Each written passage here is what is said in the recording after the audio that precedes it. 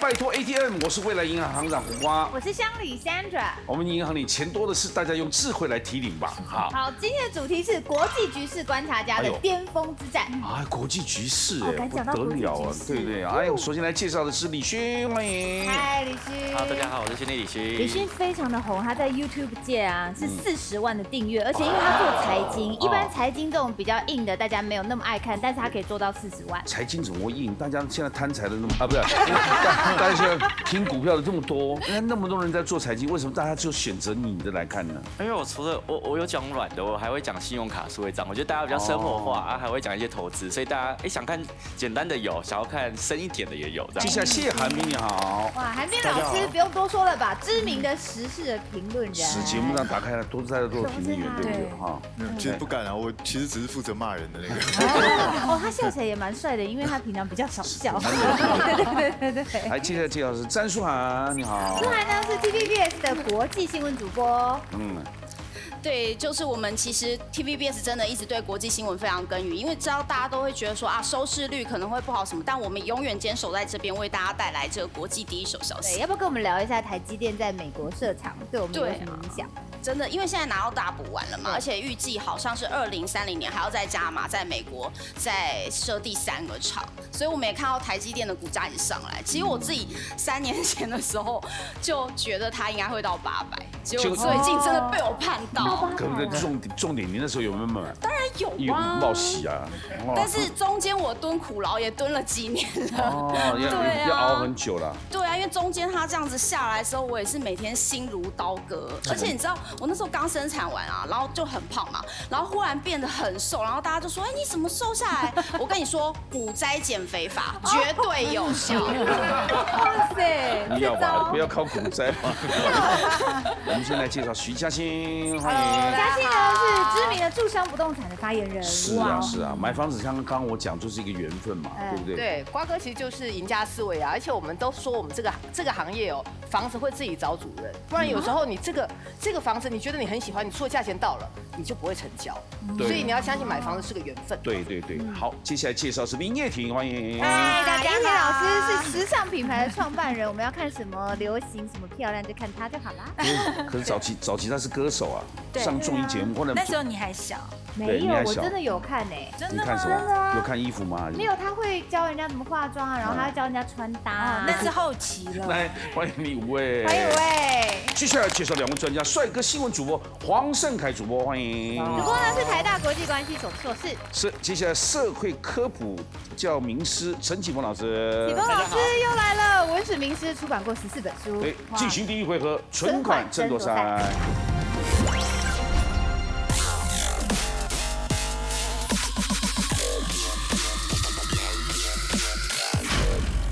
存款争夺赛，欢迎各位来到未来银行。这一回合呢，大家抢答之后轮流作答，每一个答案是2000元。这一回合总共有5万元，抢完为止，大家加油。第1回合呢是由我们黄胜凯主播来举圈或叉。Sandra， 请出题。你也想要拥有高薪的职业吗？根据美国劳工局的预测，未来10年不用高学历也能有的高薪工作有哪些呢？请抢答。来，叶婷。卡车司机。卡车司机，你认为卡车司机为什么？对，因为司机还是要有人开啊。虽然现在有一些那种自动驾驶，可是我觉得卡车跟一般的轿车不太一样。您觉得卡车司机是不能取代的？我觉得比较不能取代。对或错？答对。恭喜。李轩。我猜我觉得应该护理师有没有可能？护理师对或错？恭喜2000，而且还越来越需要。真的。现在都缺护理师。对，韩冰。猜应该是物流管理人员吧？物流管理人员对或错？恭喜，加2000，谢谢。可不可以稍微解释一下为什么？因为现在我们大家都看到，所有的便利店有堆了一大堆这些包裹，都是物流这些东西。我想这个未来大家一定都很少会出门，但这种需求是越来越多的。舒涵。我觉得应该是像是国小老师这样子。国小老师对或错？答对。好，请加2000，这就不为什么必问国小老师？你总不能机器人家教书嘛？对，可是为什么国小老师会缺啊？不是大家很多教育系的吗？我就觉得少子化嘛，然后就是家长可能越来越愿意就是投资在小孩这一块，而且其实国小老师我觉得情绪劳务是真的蛮多，而且这个东西真的没有办法被取代啦，你也不会想要有机器人来教小孩之类的。对，嘉欣，电工。电工，电工，对，水电工呢因为？我们这一行常常就是现在都找不到那种水电装潢的工人，所以美国的话，他们一定这个问题比我们更严重。水电工，对我说，来恭喜加2000。啊，刚刚他讲国小老师，我觉得国中老师应该也是缺的吧？哎，这样会不会重复啊？老师类的可能要换不能再讲老师了。哦，不能再讲老对，师，因为会重复。那就是物理治疗师，物理治疗师对我错，物质师，恭喜再加2000。对，客服人员，客服人员，对，对，哎，恭喜再加2000。韩冰，长照护理师，哦，对我错长，照，对，恭喜2000。谢。哇，长照才最重要啊！对长照，现在的小孩子又少子化，我觉得大概心理咨商师会不会还可以？心理咨商是对我错，有的，恭喜再加2000。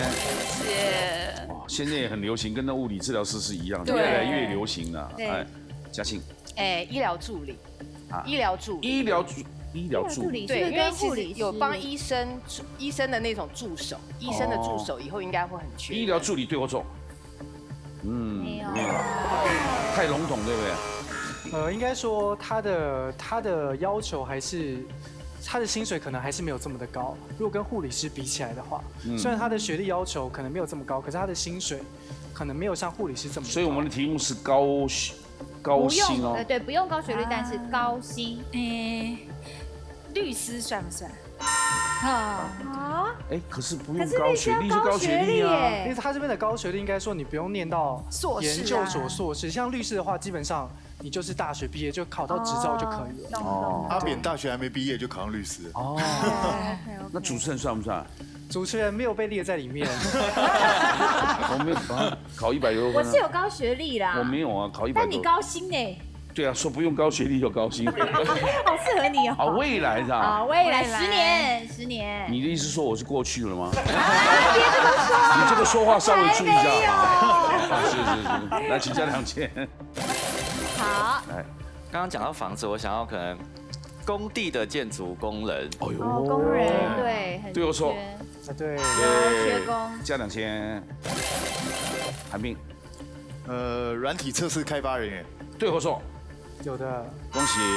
软体测试，对，可能你程式可以用机器写，但是还是人的创意发想比较对，重来请加要。 2000。舒涵，我觉得应该是像能源管理或者是这种发电厂的人员等等的，对。对或错？没有，没有。没有。那用电脑控制就可以了啦。对，发电厂人员好像电脑控制。电脑就控制可以对，就好像现在很多外国农民在洒水、灌溉都是用机器的嘛。对。来，接下来叶婷，开飞机的，以后飞机也可能无人驾驶哦。对。真的假的？这么危险啊？但这个感觉危险。其实我听说机师在上面已经都是也都没自动驾驶驾险啊。对啊。它自动导航，它就对出去吃饭没错，睡觉啊它只。有起飞降落的时候需要人需要坐在那边人，。现在很科技，将来。对哦，盯着。对懂懂懂。对。好，接下来销售代表类似业务这种哦工，作的，业务，对我说，啊，对，哎，请加2000，人跟人之间还是讲那种对见面的情一感。个情感，还没对，人力资源师，找人的啦。那人力资源师就是111那种，对啊，猎人头啊还是这些东 headhunter 那西种，那必须要用人去了。对对。好，来请加2000，加薪啊，不，加薪不行。不行，来，李开勋，心的李勋，我想一下哦，会计算吗？会计，会计，对或错？恭喜加2000，那个必须还是要用人啊，算了，对，可能有一些会计会帮你做一些做假账对啊避税不能讲那么直接，是一些方式，聪明节税，对聪明节税。因为电脑不懂你要干嘛嘛，你必须要用人讲。电脑太正派了。我跟你讲，电脑，我跟你讲，对就不能做真的哦，要做假的。听不懂 What？来加2000，加过了，加过了加了。来，韩明，工地管理，恭喜加2000。好，刚提到物理治疗师，我想说按摩师会不会也会是一个按摩的吗职业吗？哎，恭喜加2000，不可能有机器人按呢而，且可能越按越贵哦。越按越贵。OK， 给到了，求你给到了。哦啊！那哇，越来越难讲。对，那当然。心理治疗，健康咨商师吗？啊，什么？健康咨商？错，没有他了。讲的就是营养师的嘛。对，剩下你了哦，，还可以继续，对不可以对？因为你没差，还1000，我现在可以到这16000，个。我们要把它抢完。那工程师呢？工程师对我说，哎，也有请加2000。哦工程师就像他刚刚讲的，你要设计更厉害的，你还是需要人去设定这个。来，请继续。还要继续？有一个答案你们都没有。我真想不出来。什么呢？厂长，山里我还有一个答案一定对的，嘿，饮水人哦，饮水人，一个月70几万薪水，对啊哦，他很危不需要高学，险的那个工作他需要经验。对，对，好，来行长加2000，哎，谢谢。说要加，从来没加到我对口袋里面。的，好，我们总共抢了3万6嘞，还有补充的吗，老师？其实刚刚都讲的差不多，其实就是未来你必须要报酬率高的职业，就是你不能被 AI 取代。所以像是我的职业主播就不在上面，因为很有可能会被取代。那刚刚其实那个桑里有好奇说，哎，老师怎么会在上面？其实在美国，老师的学历只要念到大学就可以，但是他的月薪是有超过16万。哎呦，哦，好，没关系，接下来进行下一题，陈启峰老师来打圈或叉，大家继续了啊，请出题。我们从小就听过很多神话中的伟大传说，请问关于希腊神话中的人物跟故事有哪些呢？请讲吧。啊，舒涵，我要讲赫拉。赫拉不知道大家知不知道？赫拉，宙斯的老婆，宙斯有3个老婆嘛。哦，宙斯老对，然后他是唯一的正宫嘛，所以他是打小三专门户。答对了。好那不过这边补充一下，一般的翻译会是说希拉啦，那他讲赫拉，因为是音译的关系，哦勉强可以。但他讲的都对了，他的正宫啊，是来加2000，嘉欣来喽。阿波罗，他是阿波罗太阳神。阿波罗对或错？对，答对了哎。，请加2000。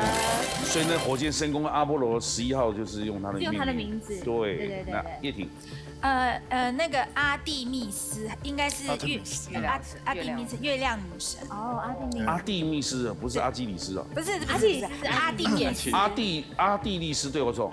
答对了哎，。恭喜加2000，你加2000，你说她是月亮月亮之神，月亮女神。月亮女神，来，接下来李勋，雅典娜，答对来了。，请加2000。雅典娜不是个地名吗？也是一个地名。但她是女神。那雅典娜其实就是雅典城名称的由来对，那她是智慧女神。那就克罗洛斯。答对来了，，请加2000。这个是什么神？她做了这是宙斯的爸爸。哦，所以宙斯常常被他爸爸揍死啊。不是，他是唯一一个没被他爸爸吃掉的。啊，这样哦，对，对哎，他还有个弟弟是地狱的嘛，哈。对，那个宙斯的弟 Hades 弟，对，对，黑帝斯。还有另外一个是波塞冬。对，哎我们都把它讲完了，这些都不能讲了。输完，剩2个了，不用多讲了，就想很多。那我来讲那个众神之中的军火商好了，火神火神，菲斯特托斯吗？我不确定它的音译应该是什么。火神对或错？答对了。加2000。厉害耶！嘉欣还剩最后一个，我跟你讲对，卖车不是有卖车吗？对，你要不要？我有另外一个答案。你讲。对，我想要讲的是那个神使，米赫斯。那他是就是应该是说他是发明那个钻木取火的，的那个就是神，对，钻所以木取火不是伏羲氏吗？我以为啊，不是所以你答案是米赫斯。米赫斯对或错？哦，答错了，名称讲错了，名称应该叫什么？反正不能用嘛，你讲。对，荷米斯才对，哎，荷米斯对，正好反过来， Hermes 对。 Hermes 那他是著名的神使啊，就是说，因为他有一双飞鞋，可以为众神传递消息或物件。那由于那个我们常讲救人如救火，所以他的代表那个有长翅膀的双舌杖也成为医学界的代表。那如果是来到现代的话，应该会成为外送之神吧？哦，或者是 DHL 那种。对，很快快递的哈。对，叶婷，这一个。那个战争之神阿瑞斯。哦，战争之神阿瑞斯，对我错。答对了。 2000。那其实呢，希腊众神很多，我们一般所知道的就是奥林帕斯的12主神，但是像刚才韩冰所说的那个冥界之神黑帝斯也算。那另外就是在宙斯之前还有泰坦巨神，那些也都算进去。那我本来以为大家会讲爱神丘比特，结果没人讲，还好不讲，因为这个丘比特他其实是罗马神话的神明。 所以没算，它其实不一样，希腊那种不一样。对。还有那个蛇，你看到它会变石头那个叫。对，那个蛇妈女啊。瓜哥讲对，就是说在希腊神话之中，那个梅杜莎，就是看着她的眼睛会变石化的那个也可以。那5万块都抢完喽。是。那我们接下来进行第2轮，赢者全拿。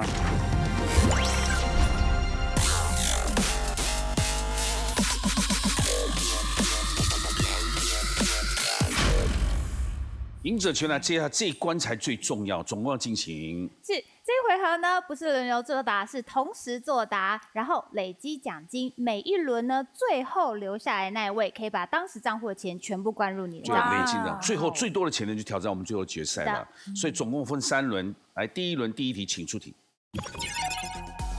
台湾人出国度假疯购物，请问根据哪个国家统计？ 台湾人在地消费金额高居各国旅客冠军 ：A. 日本 ，B. 南韩。请作答 ，A 或 B。哦，一致的选择 A。是的。那叶婷是常常去日本的啦，她日本专家嘛，来请说。对，其实我这个话题我一直有在关注，因为其实就是因为大家现在都到日本消费了，所以呢，我们有很多，我们都进日本品牌，也有进韩国品牌，可是就发现说，很多主顾客都会说，因为我最近要去日本，所以我要去日本买，所以我觉得一直很关注说，台湾人去日本都买什么？其实真的买药、买衣服、买什么都可以买，还买房子，买房子。所以最近因为日币跌成这样，对，所以我觉得日本应该是各国游客冠军。我儿子念高中的时候，我还带他去日本，到那个101大楼看年轻人服装，他都很瘦的，每件衣服都不能穿了。以前啦，对，你是讲以前嘛？对，很早了。但现在有了，你比如说表参道啊那些衣服，对，现在其实衣服也开始展开，因为以前呢，日本的服装是满足日本人就已经业绩就很好，所以他们现在很多品牌都要满足游客的需求，所以慢慢也会做一些尺寸的调整。是，正确答案是。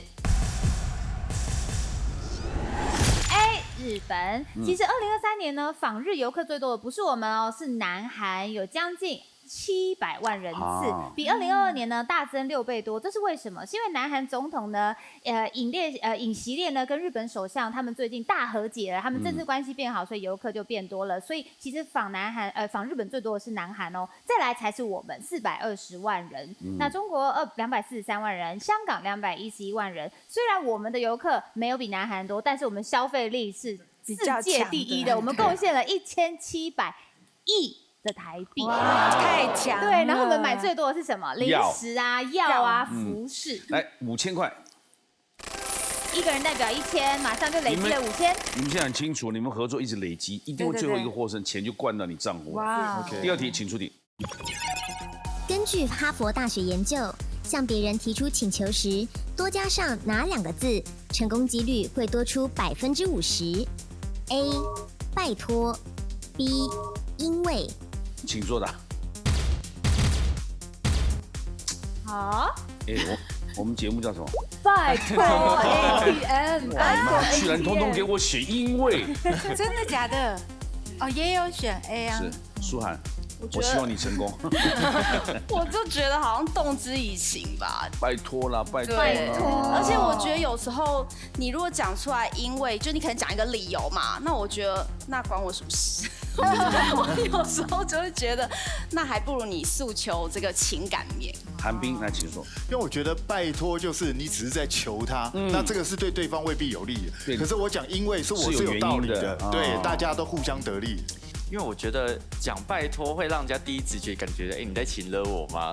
所以如果说我先讲一些原因，后面再讲一些，可能对你好处，或者对你其实没有那么大的影响的话，其实我觉得相对来说，你前面先放软，后面搞我就答应。好，请公布正确解答。正确答案是B， 因为研究发现，因为这两个字非常具说服力。那他们是怎么做实验的呢？研究人员呢在图书馆，大家在排很多人在用印表机的时候，然后就想要插队，可不可以让我先用啊？那测试的来说，如果我只是一直讲拜托，那个几率不大。但我如果有说可不可以让我先用，因为怎么样的时候，因为这两个字会让本来在使用印表机的人停下来聆听，所以因为是这个可以具有说服力的词汇哦。那成功几率整整提高了1半。对啊，比如你上厕所排队拜托，马上让你用，不会讲，不用讲就可以直接，因为你的身体说了所有我已经喷一半了。请到旁边坐。我要去做那个小三对，是吗？总不会坐沙发嘛，对。来加4000。哦，闪啦！拿起来不硬。我想说，你不会硬做伞把它做进去。太高级。是，来，接下来一题，请出题。信用卡的方便普及影响全世界，请问信用卡的起源是因为下列哪一种原因 ？A. 现金带不够 ，B. 忘记带钱包。请作答。1A3B 来，韩冰请说。我认为这个比较可能的状况，就是因为你刚好现金带不够，比如说你想买这个东西，它可能5万，你身上只带了3万，那这个很可惜，就放弃这个机会啊。那可是如果有信用卡的话，我就可以满足我虽然钱带的不够多，可是我还是可以买。我觉得应该是这种方式。那李轩。因为我记得信用卡起源好像刚开始是一种借贷，然后好像大家一开始没有很信任这个东西，所以我在猜，如果大家一开始很信任，不会因为现金带不够就带信用卡，而是你今天可能出门你真的忘记带钱包，然后想起有信用卡，然后大家就觉得这样好像很方便。那你忘记带钱包，怎么会记得带信用卡？应该是说你忘记带钱包的时候，搞不好你身上有卡片，你可以用。我在猜，可能是这个原因啦。正确答案是B， 忘记带钱包。其实呢，信用卡为什么会有这个东西？要追溯回1949年，民国38年。对，美国有个金融大亨呢，他用餐发现忘记带钱包，他觉得很尴尬，所以他记住这个经验，他跟友人一起创立了 Diners Club， 就是我们说的大来俱乐部。那提供会员哦一张卡片，那你要在合作的商店消费的时候呢，俱乐部呢会先付给这些商店，那每月他在结算，再跟会员收取你每个地方花的钱。那初期的时候主要是餐厅啦，那后来才会有什么 hotel 啊，然后航空公司机票啦，或是其他旅游行业。那大家越来越觉得很方便，所以这个东西它是信用卡会这个交易模式的前身。韩冰请坐，记得雨伞要拿起来。来，请加3000。来，下面一题，请出题。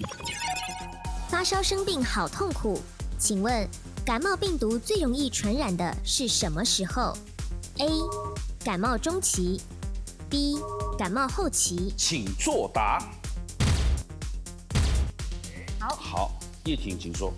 因为我记得，我得到 COVID 的时候啊，然后那时候到后面，其实就说感染力没有那么重了。虽然你可能还有验出可是它是感冒跟 COVID。COVID 应该也是一种感冒吧？现在把它想成是严重的感冒。对啦，所以我会觉得像。所以逻辑性就是觉得是中期。对，所以我觉得中期可能病毒量是比较多的。嘉欣。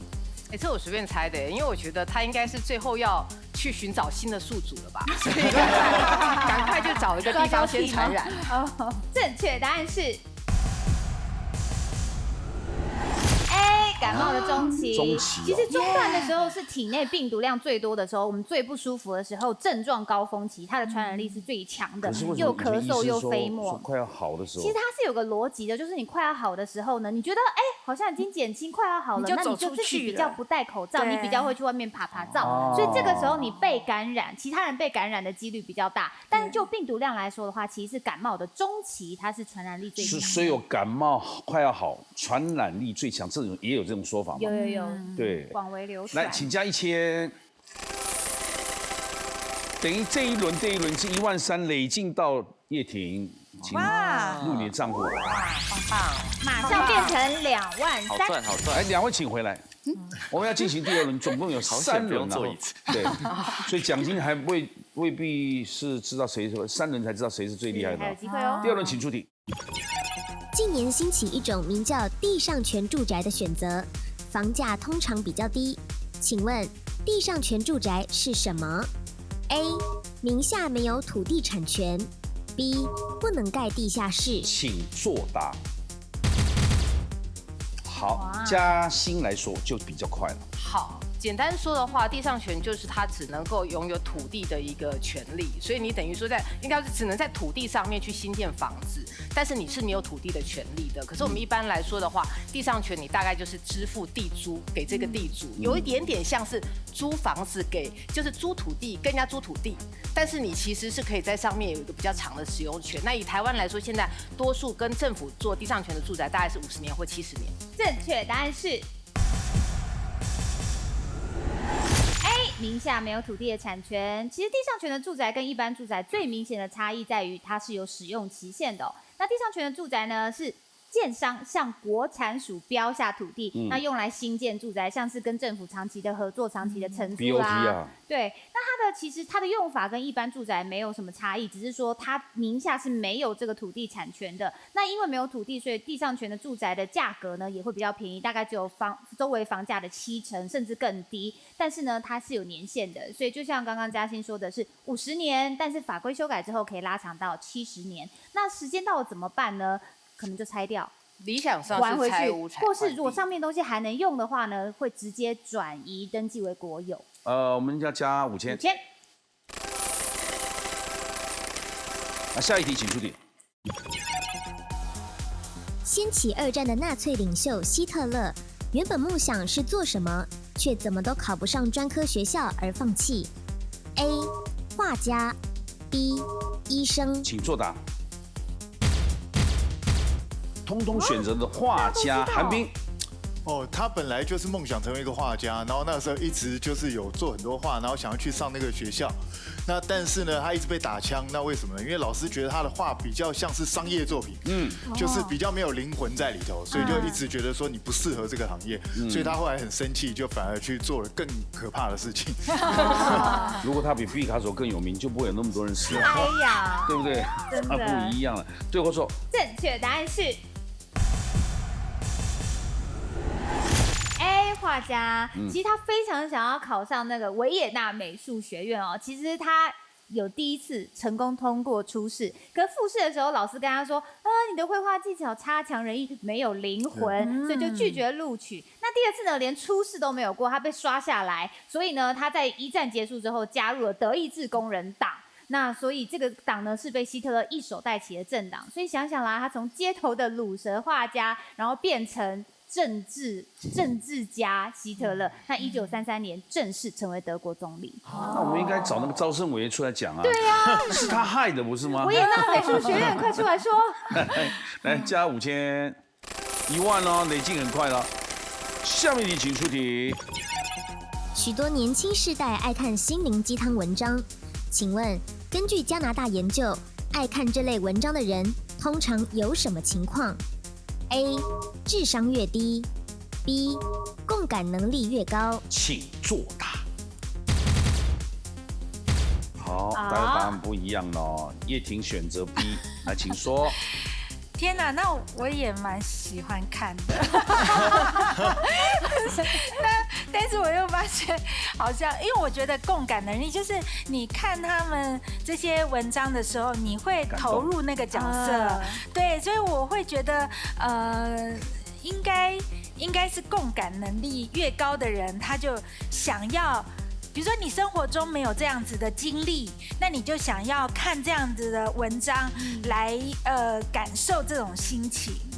对。现在很多啊，超多。那网络打出来就是说的一堆都是屁话呢。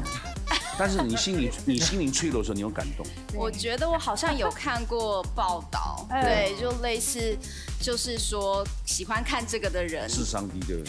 有一些特征，但我不确定。对啦，我还是不敢就这么铁口直断。但我觉得我好像看过这样的报道。要我选，我也会选 A， 我不知道答案哪。那你爱看吗？我不是爱看啊，有时候翻到就疯狂。看他讲的怎么口才那么会编这种。我的共感不是共感，我是看的时候，我觉得这个人太会说了吧。对，哇塞，说的一口好道理这样。但是有时候可以参考，因为主持人还是必须要说废话嘛。对，这样讲我们都是讲很实在的话哎。没有，有时候勉励人家还是要讲，有时候讲完之后30年碰到，当年就是你一句话鼓励我说，我有说过这个话。来，请公布正确解答。正确答案是 A， 智商较低。研究团队呢，他们做的研究是从网络上收集很多废话，然后把它这样重新撰写一下，用正确的语句结构，好像文法很厉害，然后组成一串无意义的流行语，然后给测试者呢，请你们帮他评分1到5分。那1代表垃圾，5代表很有意义。那让他们做认知的能力测验，发现觉得句子越有意义的人，其实他的认知能力是越低的，智商是最低的。为什么会这样子？因为我们在写心灵鸡汤的时候，你讲的太明确，那同意的人会很同意，不同意的人会刁你嘛，所以就会变成说你讲的很模糊，在中间讲一些似有若无的，大家会比较同意你的话。那你如果被这种话术所震撼到的人，通常是智商比较没有那么高。是，就是拿来骗妹用的。好不？来，2位请到那边坐。好吧。来，请加3000块。接下来下面一题，请出题。在古埃及，如果心爱的猫咪过世，他们会用什么方式哀悼 ？A. 把头发剪光 ，B. 把眉毛刮掉。请作答。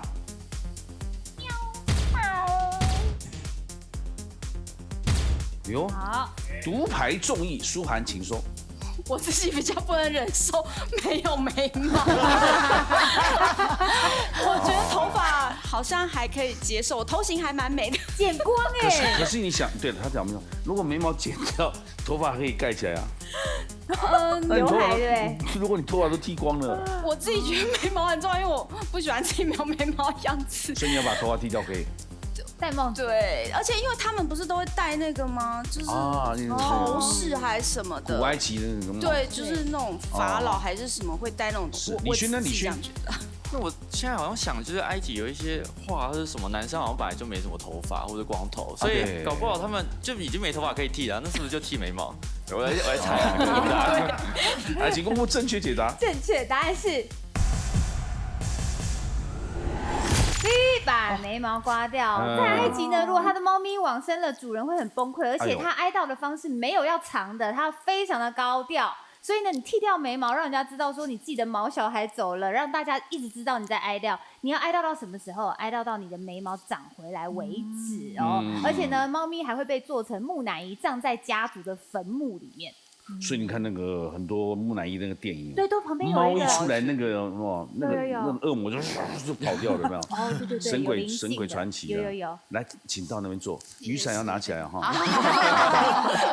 哎，请加2000，哇，你们这一关有15000累进了哈。哦。接下来2位对打会有输赢，如果没输赢，3题同样答对，奖金均分了，请出题。明初哪位文坛名人酷爱打麻将，甚至将打麻将视为创作灵感的来源之一 ？A. 徐志摩 B. 梁启超，请作答。哎呀，等你来加1，两个都选择同样的梁启超，为什么？徐志摩都在谈恋爱，我觉得徐志摩应该是谈恋爱是他的创作灵感的来源吧，比较像，对不对？哦，好，请公布正确解答。正确答案是 B 梁启超。不过我会选那个徐志摩。为什么？志摩。有道理哦，就在名字里面，以前为什么不叫胡了，或者我摸了，叫志摩？也没叫启超。对，对不对？就是徐志摩了。没有，但是没想到是梁启超。是梁启超呢？志摩可以吧？不行吧？好，梁启超呢，他又名饮冰室的主人，他是清末民初非常有名的政治家跟文学家哦。当时他有一句名言，他说：“只有读书可以忘记打麻将，只有打麻将可以忘记读书。”可以想见麻将对他的魅力有多大，甚至他常常一摸麻将，觉得灵感就来了。对，能忘掉一切的烦恼。你也是这样吗？是。来，2位请加2000。好，下面题请出题。金氏世界纪录认证的旅游好去处，请问下列哪个台湾景点还曾经获得金氏世界纪录 ？A. 双星石户 B. 高跟鞋教堂。请作答。哦。不是双星石户哦，是高跟鞋教堂。因为我记得之前读地理的时候好像没有读到双星石户是金氏之夜，因为高跟鞋教堂比较新，那时候已经没有在读书了，所以我在猜应该是 B。来，请公布正确解答。正确答案是 B 高跟鞋的教堂。在嘉义布袋的高跟鞋教堂呢，在2016年获得金氏世界纪录认证，是全世界最大的高跟鞋型建筑物。请加2000，19000。你们连续答对2题喽。第3题如果2个都答对，均分；2个都答错，累进到下一轮。哦，请出题。在美剧中常会听见 "You are the goat"， 请问 "goat" 在这个时候代表什么意思 ？A. 史上最棒的 B. 很好欺负的。请作答。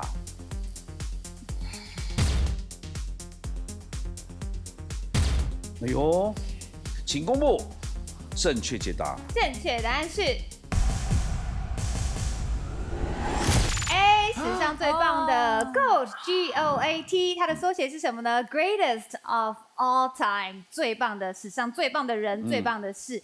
那以后大家会觉得，GOAT 很好玩哦，是个山羊，所以也会传山羊的表情符号来代表史上最棒哦。为什么山羊认为是最棒？因为它刚好 greatest of all time， 然后 GOAT，这个刚好结合在一起 ，GOAT 就是山羊的意思。然后以前有个很可爱，最近啊，大家有没有看到梅丽史翠普？她是超级厉害的女演员。对。然后在片场大家都叫她说 Go come here go go there， 她就以为大家在叫她老山羊，然后叫她很乖的跟着走跟着走，她是到最后才知道。哦，原来 GOAT 是在说我很棒，他是最棒的。对啊，你们也是最棒的，把奖金累积到下一轮。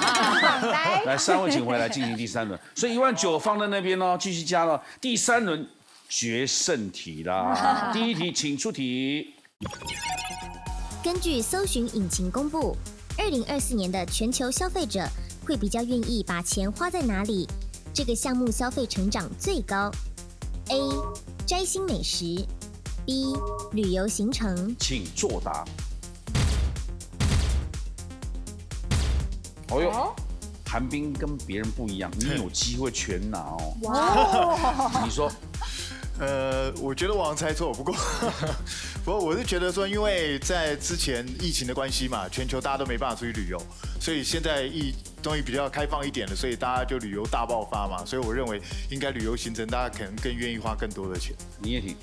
因为我觉得旅游以前大家就会花钱去旅游了，但是摘星的美食，我觉得是最近这1-2年大家特别的重视，觉得说我去旅游一定要做一件事情，就是我要去东京的什么哪一间米其林餐厅。而且他们去之前就已经把它已经要订好，而且都要先订哦。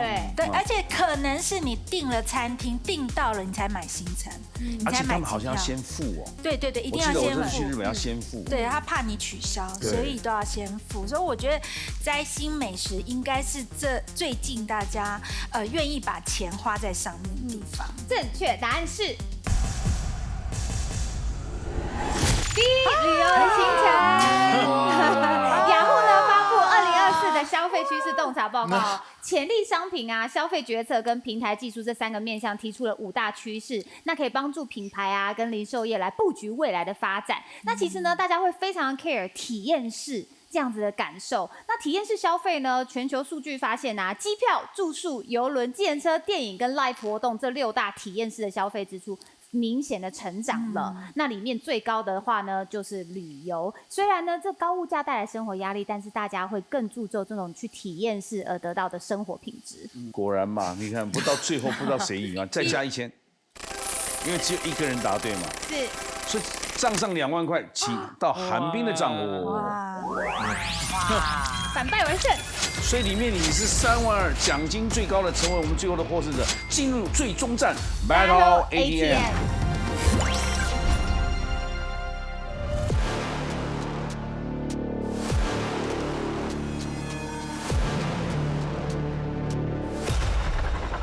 恭喜韩冰兄啊！今天可以领3万2000块来提款卡，有机会哦。谢谢。听说你是中文系的啊？对，我是中文系的。而且记者以前常常要写字的。对，我们以前最早我刚开始跑新闻的时候，那时候还不是用打字，是直接写手写稿。所以有机会。你看我们上次请的高中生，脑筋急根本不是一般凡人，非常厉害，但是就是卡在写字这一块。字很简单的，小学的程度不是中学的程度，他这样压力更大，等下写不出来。请插卡。好，韩冰挑战，金库请开，里面有3万2是您的奖金，请看密码提示。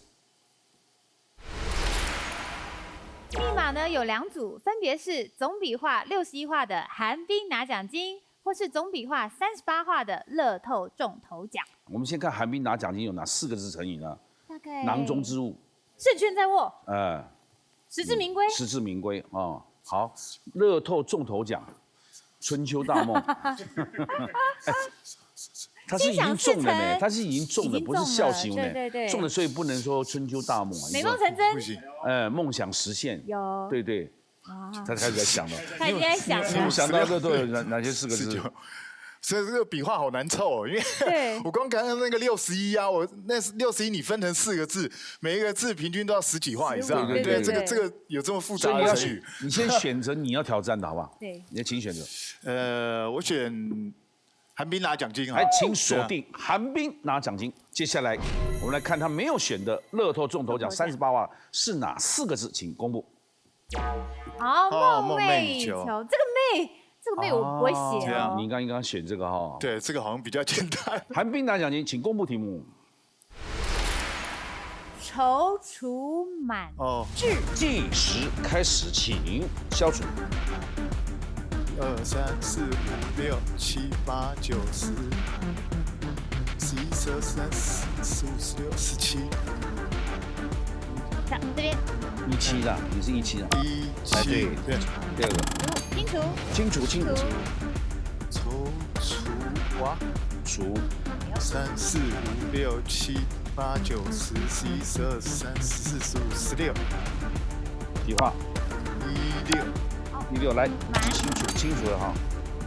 1、2、3、4、5、6、7、8、9、10、11、12、13、14、15。你时间不多喽。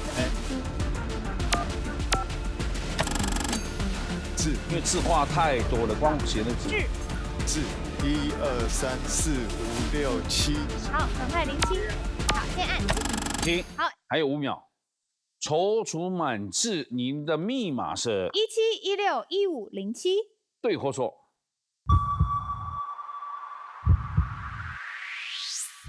这一看就是错的。想清楚，还有5秒钟，你要改哪个字啊？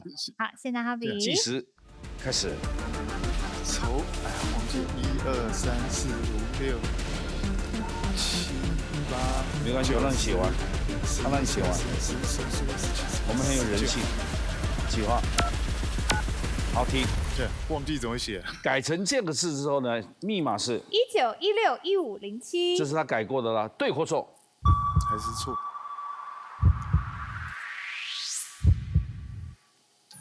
可惜啦。来，这个字蛮难写的。对啊。对。来，我们看看正确解答。你看都是逐字部，都是逐字部。忘记那个逐字部。对。通常成语就会2个一样，都会有一个步骤。对，差蛮多的。可惜失败了，请关闭金库。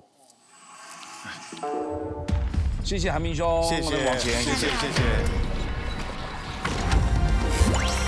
啊。选到梦寐以求，那就是真的叫梦寐以求了。真的，那就是真正的乐透得奖。不过筹资这个筹资满纸，这个故事应该由你来好好来解说一下。其实这个故事，他是讲庖丁解牛那个时候，他在运用他那个刀法啊，他非常顺畅，轻松自在。对，就是完全就由他所驾驭，就形容一个人就是胜券在握，所有的东西全部都被他掌握在手中。又从容又有自信。对。其实也不用讲的这么难，就是瓜哥拿麦克风嘛。是，这样就轻松多了，这样了解。不过瓜哥，你记不记得你上次有另外一个节目的时候，我也是拿冠军，结果也是没得。也是带在这个节日。哎呀，那你运气不好。来，谢谢大家今天参与，晚上8点锁定，拜托 ATM 把智慧变现，谢谢大家，谢谢你们，谢谢你们，谢谢谢谢王哥，谢谢啊，谢谢王哥，谢谢大家。